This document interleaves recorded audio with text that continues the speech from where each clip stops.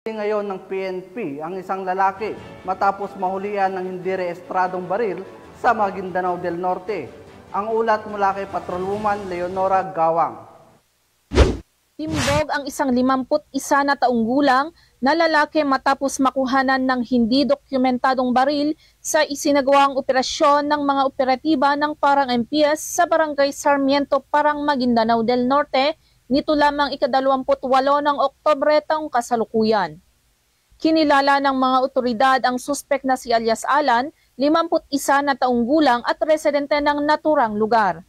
Ayon sa ulat, bandang alas 9:30 ng gabi nang makatanggap ng impormasyon ang naturang istasyon galing sa isang concerned citizen tungkol umano sa isang kahina-hinalang lalaking palakad-lakad na may dala-dalang baril. Agad namang rumisponde ang Compact Parang MPS upang beripikahin ang ulat. Pagdating sa lugar, nadatnan ang suspek na may nakatagong baril sa kanyang bewang, agad naman itong nilapitan at hiningan ng mga kaukulang dokumento, ngunit bigo itong ipakita na nagresulta sa pagkakaaresto ng suspek at pagkakakumpiska ng isang unit na improvised single-shot 12-gauge pistol.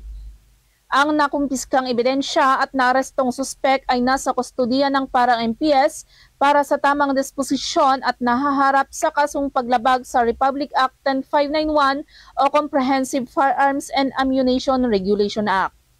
Samantala, ang laban kontra kriminalidad ay patuloy na pinapaigting ng Maguindanao del Norte PNP alinsunod sa kampanya ng Bagong Pilipinas na panatilihin ang kapayapaan at kaayusan tungo sa pagsulong ng bansa. Mula rito sa rehiyon ng Bangsamoro, ako ang inyong Police News Network Correspondent, Patrolwoman Leonora Gawang, alagad ng batas, tagataguyod ng Balitang Pulis.